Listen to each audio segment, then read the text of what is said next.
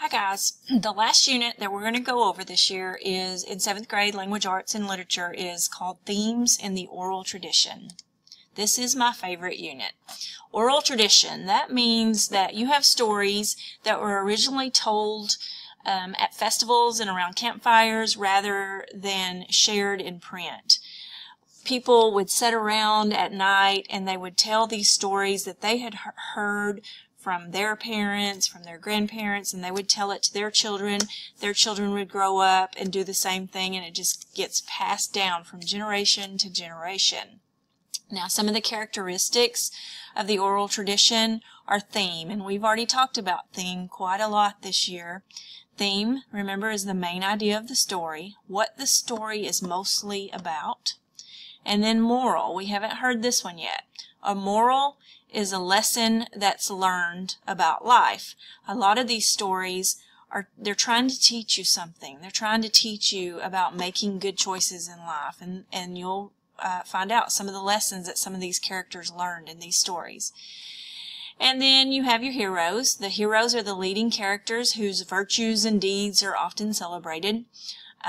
People like Harry Potter or Frodo Baggins in The Lord of the Rings. Those are heroes. They're the ones that saved everybody. They saved the world. Okay, now storytelling. Storytelling calls on the person who's talking to make the story exciting. And these are some of the ways that's used to do this. You know, when you're telling a story, you don't want to be boring. You don't want people to get tired of listening and zone out and start thinking about something else. You want your story to be exciting.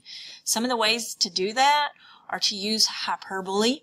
This is obvious and deliberate exaggeration that's not intended to be taken literally. A lot of the stories exaggerate big time. You know, you might say, oh, he was so mad his head blew off his shoulders. That's hyperbole. That's exaggerating. But it makes the story more interesting. Personification. This is where you give characteristics such as animals or objects. You give characters such as animals or objects the characteristics or qualities of humans, like you might give an animal human qualities. And I like to think about the story The Tortoise and the Hare. This is where, you know, the tortoise or the hare challenges the tortoise to a race. We all know how that story goes. Well, that wouldn't happen in real life. So you're giving personification to those characters. And then allusion. Allusion is something that is referring to a historical event, a person, a place, or a work of literature. If you're telling a story and you might refer back to like a famous person in your story, it makes it a little bit more interesting.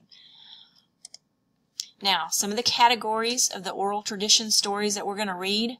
The first one is a myth.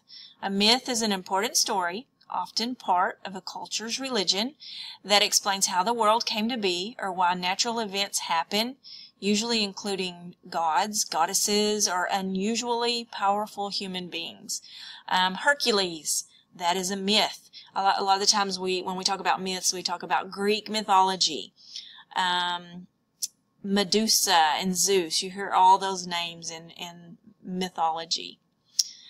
Legend. A legend is a traditional story that was at one time told orally, and it was handed down from generation to generation. They are based on real-life events, so they started out as a true story, but over time, they turn into fact. As people told them over and over again, they would add little things here and there to the story to where the story eventually became fiction. It became not true anymore, but it did start out as a true story. A folk tale. Now, this one's also been handed down from generation to generation, but these stories, unlike the legends, they haven't been changed over the years. They are stories about ordinary people. Fable. A fable is a short story or a poem with a moral, often with animals who act like humans, like the tortoise and the hare. You know, the moral of that story was the tortoise won the race, you know, because he was steady and, you know, slow and steady wins the race. That was the moral of the story. And then you have an epic. This is a long story, okay? There is often a larger-than-life hero that goes on a dangerous adventure. Most of the time I refer back to Frodo Baggins in Lord of the Rings. There were many of those Lord of the Rings movies, and Frodo went through all kinds of dangerous adventures while he was trying to take this ring to throw it into the lake of fire. That was an epic. Now, some of the stories that we're going to read in this unit: Icarus and Daedalus by Josephine Preston Peabody. This is a story about a son and his father who are trapped in a tower on an island all alone. They've been imprisoned in this tower, and the father comes up with an idea about how to escape. But it's very important that the son listen to the father. And you'll learn a very good moral in this story about listening to your parents and doing what your parents tell you, because if you don't, sometimes bad things can happen. Tenochtitlan Inside the Aztec Capital by Jacqueline Deneen. This is a story that goes back to the way life was in the Aztec capital many years ago.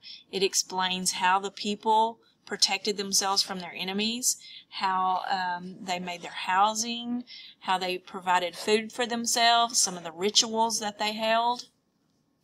And then Unia's Son and the Guarana by Mercedes Dorson. This is another story about always listening to your parents' advice, because sometimes if you don't, bad things can happen. This is a very good story that you will really enjoy. Sun and Moon in a Box by Richard Erdorse. Now, this is a story about an eagle and a coyote. These two characters have personification because they act like humans in this story. And we learn about why the sun and the moon are in the sky in this story. The People Could Fly by Virginia Hamilton. This is a story that slaves used to tell at night around their campfires to give hope to each other about someday that they could actually escape being held as a slave. And then The Coming of Aeson. It's collected by the United Nations Women's Guild. They really didn't know who the original author of this was, because this story was told generation after generation, and it was told by many different people in different ways. And the United Nations Women's Guild gathered all these different versions of the story and put it together to make their version of the story. And that is the end of Unit 6.